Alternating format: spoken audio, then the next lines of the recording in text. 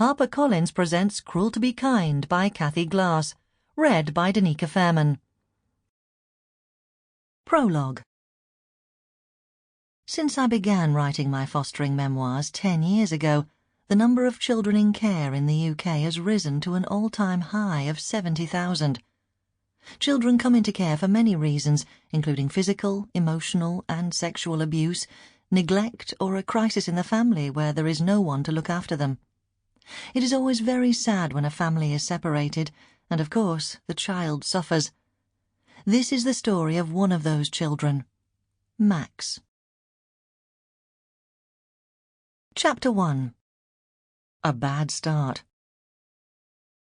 His mother is in hospital having 2 toes amputated, and there have been complications. "Oh dear, I am sorry," I said. "Max is going to be very upset when I tell him he won't be going home."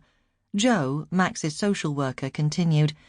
"It'll be the first time he's been in foster care, although his family are known to the social services. I'm anticipating collecting him at the end of school and then bringing him straight to you, so I'm afraid he'll just have what he stands up in. Don't worry, I've got plenty of spare clothes." I already knew that Max was 6 years old. "Good. Hopefully I'll be able to get some of his belongings tomorrow. I'm going to see his mother, Kaz, this evening after I've brought Max to you. She wants him to visit her in hospital." "This evening?" I asked, aware that it would be late and Max would already be very unsettled. "Yes. And you want him to go to school tomorrow?" I needed to know so I could make arrangements to take him. "I don't see why not. I'll let you know the name and address of his school and the other information you'll need when I see you later." "Okay. Thank you." We said goodbye. It was now 2 p.m. and I went straight upstairs. I'd been fostering long enough to have accumulated spare clothes for emergency use for children of most ages.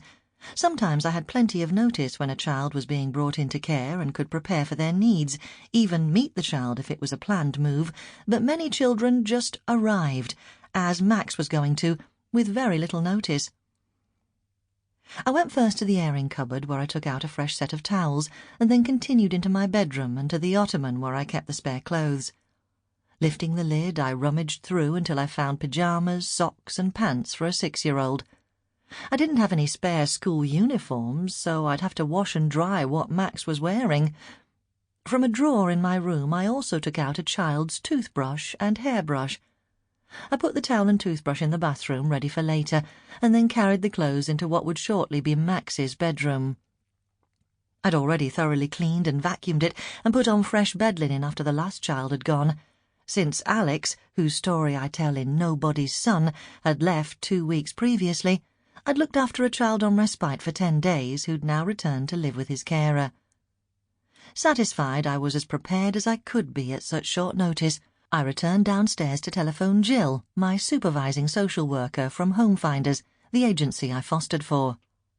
Jill's role was to supervise, monitor and support me in fostering, so that the child received the best possible care.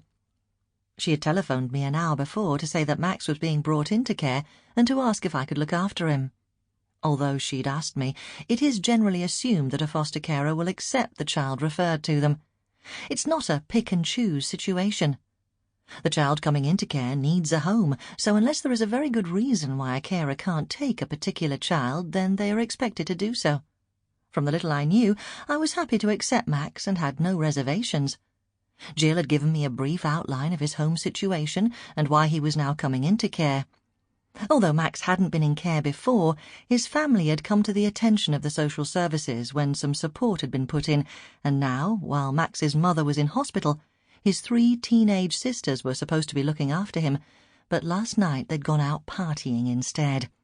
A neighbour had alerted the social services when Max had knocked at her door asking for dinner, and she'd taken him in. I also knew from Jill that Max was being brought into care under Section 20 of the Children's Act, also known as accommodated. This is when parents agree to place their child in care voluntarily, rather than going to court and risking a care order, which would mean they would lose their parental rights. Around 30% of children who come into care are placed under Section 20. Jill had said she was hoping to be with me when Max arrived, and I now phoned her to let her know the time. "Okay, see you later," she said. I began a quick tidy-up of the living room and also took food from the freezer for dinner later. I knew from Sample complete. Ready to continue?